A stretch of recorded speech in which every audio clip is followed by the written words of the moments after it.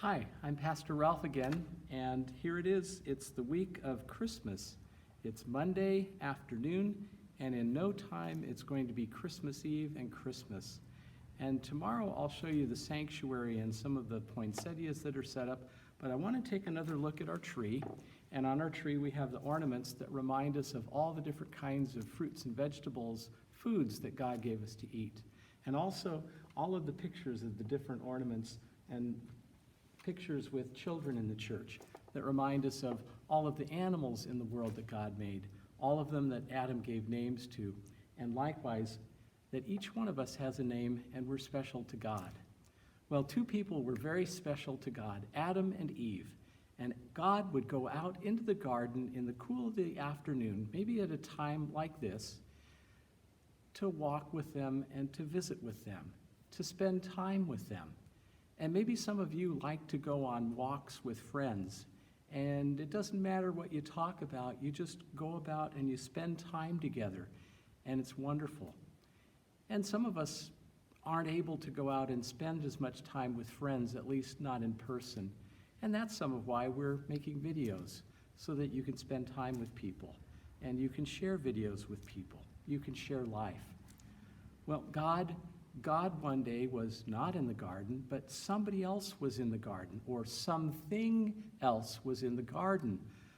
A serpent. A serpent came into the garden and was speaking with Eve. Now, I know most of the serpents and snakes that we see can't talk, but this serpent could talk, and this serpent was clever. And this serpent, well, he tried to trick Eve into doing something that God said she and Adam shouldn't do. So this is what happened. The serpent was there, and he started talking with Eve. And he said, well, Eve, did God say you can't eat any of the fruit and any of the vegetables, that you can't eat anything in the garden? And Eve said, oh, no. No, God said we could eat from all of the trees in the garden except just this one, the tree of the knowledge of good and evil. And he said, on the day that we eat it or even touch it, we'll die. Well, the serpent said, Eve, you won't die if you eat the fruit. You'll become wise. You'll gain knowledge. You'll be like God. And God doesn't want you to be like that. That's why he told you not to eat that fruit. And so Eve, well, she looked at the fruit and she said, oh, the fruit, it's very attractive. It looks tasty, but even more, it's special. If I eat this fruit, I can gain knowledge and be like God. And so Eve forgot all about the warning from God about what might happen. And she took some of the fruit and she ate it. And she gave it to Adam, who was with her, and he ate it. And something did happen. Now, have you ever done something that your parents or another authority, maybe it was a teacher, maybe it was an aunt or an uncle or a grandparent or a Sunday school teacher, but somebody told you not to do something and you decided to do it? My brother and I one day decided that we liked fire, and our parents had told us, be very careful with fire, and you're not supposed to light fires unless we're with you, and never play with matches. Well, my brother and I decided that we would do all of the above. We had the matches, and we got some brush that was able to burn quickly, and so we gathered that together, and in no time at all, we started a fire. And we were pretty proud of ourselves because the fire, it started burning, and it started burning better and brighter, and we thought, what a wonderful little fire we have. But before we knew it, that fire started spreading a bit. And in no time, my brother and I were very much afraid. And we thought this was not a smart thing that we did. So we worked really hard, and we got a shovel, and we got some dirt, and we started putting it out on the fire. And eventually, the fire went down. And we thought, whew. And we never told our parents about it. But you know what? Even to this day, I remember it. And I have a friend, somebody I met, quite a while ago, and he has burns on most of his body because he was playing with fire, and the fire went out of control, and he almost died.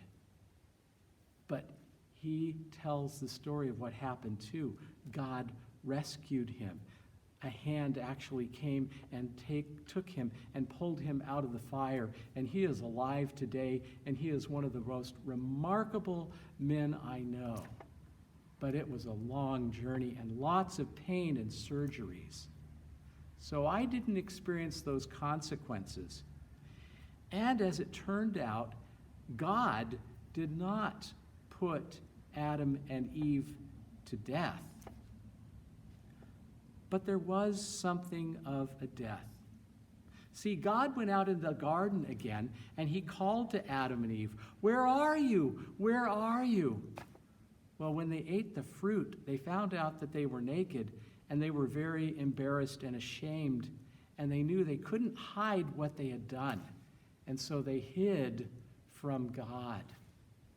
Well, God is the kind of God who goes around and he seeks us out. And he finds us when we're doing well, and he's pleased with us. And when we've done badly, he's displeased with us, but he still loves us. And he reaches out to us. He cares for us. He still loved Adam and Eve. But something had happened to their relationship, and it was changed in a way that it could never go back to the way it was. And that's what happens to us a lot of times. We do things, and things can't go back to the way it was. We pick up something that's precious, and we've been told, don't handle this because it's fragile and it might break. And it breaks. And as much as we want to put it back together, we can never put it back together quite the way it was. And perhaps you've seen movies and stories where people have tried to make things right, and they can't quite do it. Well, there were consequences for Adam and for Eve, and they were difficult, but God did not abandon them. And so tomorrow, we're going to pick up our story as we continue to move towards Christmas and hear a little bit more about what God did for Adam and Eve. So I hope you'll tune in again. I look forward to seeing you again very soon. Take care. God bless you. Bye-bye.